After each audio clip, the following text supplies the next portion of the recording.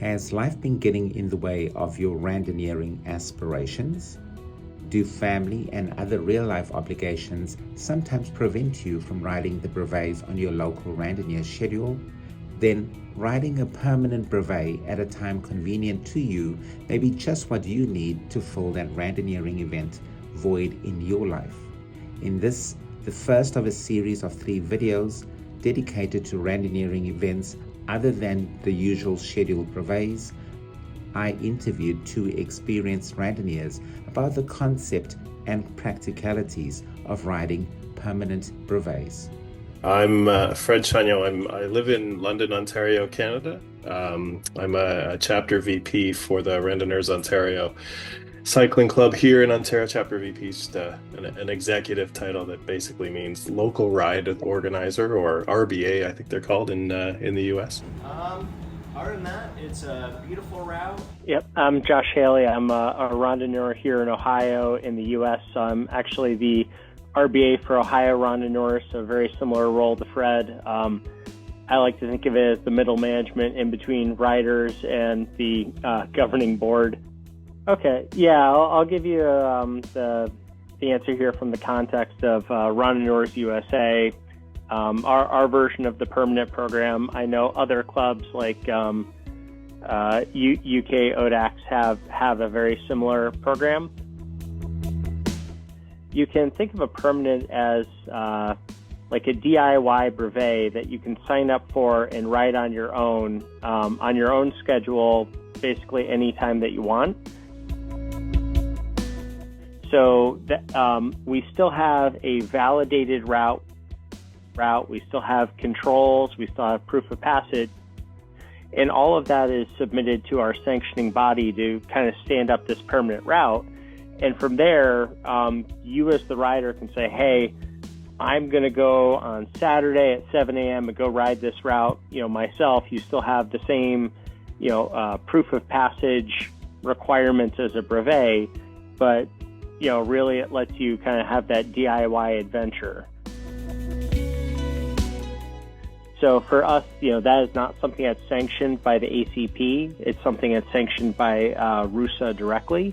So, it counts towards some RUSA awards. It doesn't count toward the French trinkets, but it really kind of fits this niche of, people that want to ride more events than what's being organized. From RUSA's standpoint, we still require proof of passage. You can use a brevet card. I think most people using PERMs are using electronic proof of passage.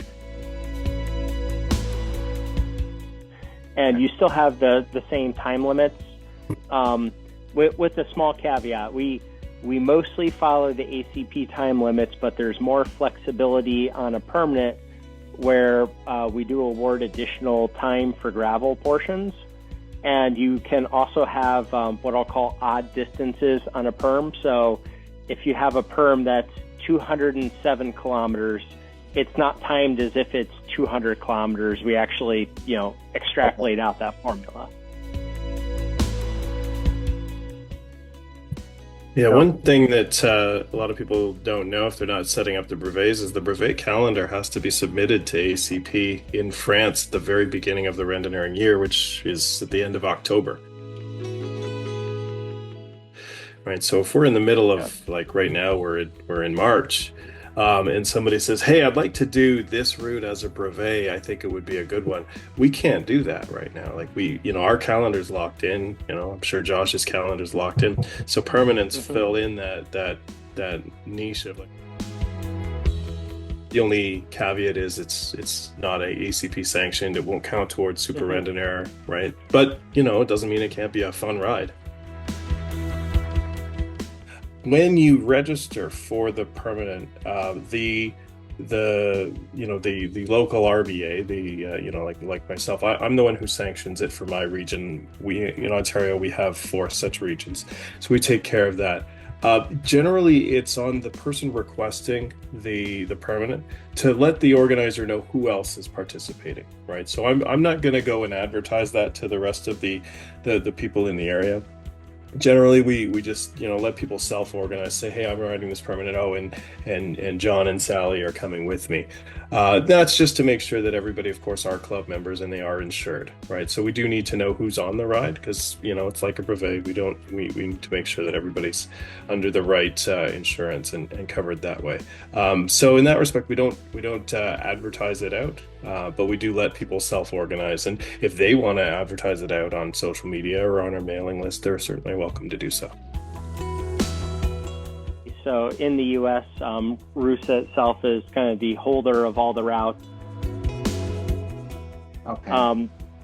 You know, and that registration for riding as well as result submission has actually been automated by RUSA. So if somebody's riding a perm in Ohio, I don't actually have to know about it. There's no additional load on me to help that occur. Okay. So, you know, I would say a similar deal in that, you know, it's very individual focused. We definitely encourage folks to ride them socially, but if you get a group going, technically everyone in the group is signed up on their own. Yeah, like we don't, Ohio Randonneurs, for example, does not really advertise, hey, a permanent's going on, because if we were advertising, we probably would just calendar like a Rusa Brevet. But I definitely encourage folks, you know, hey, I'm going to go ride a 200K this weekend. More the merrier. Yeah, I agree. There are some other interesting reasons why people could consider permanence. I think beyond just, you know, I couldn't ride the brevet, but I still want to do the route. I'm just going to do it on my own schedule.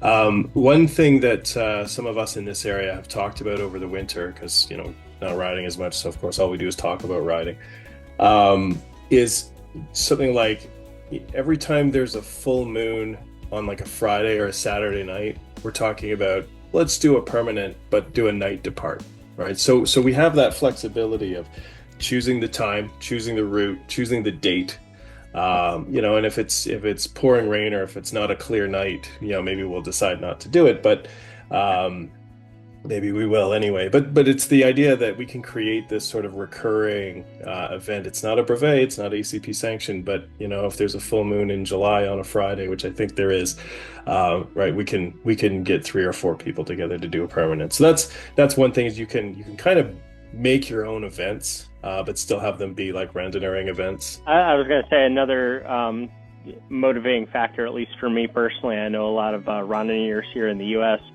RUSA has a couple of awards that are RUSA sanctioned, not ACP, that are all about, you know, did you ride at least a 200K for 12 calendar months? Okay. Yeah. Well, I do not throw 12 calendar months worth of 200Ks, so a perm is a really good way to check off a month if your local region doesn't have an event and you don't want to have to travel to like Texas in the winter to get a 200K bike ride in. So there you have it. Permanents are a reasonable alternative to regularly scheduled brevets, either if you are not able to attend these scheduled brevets, or you have more time available and want to get in some extra riding.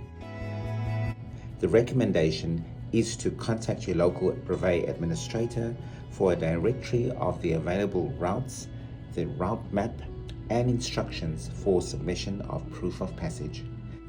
Let me know in the comments if you have a favorite permanent route and how these brevet alternatives are managed in your region. Our next video covers the topic of riding populaires and how this fits in with regular brevets. Until the next time we meet, please ride safely.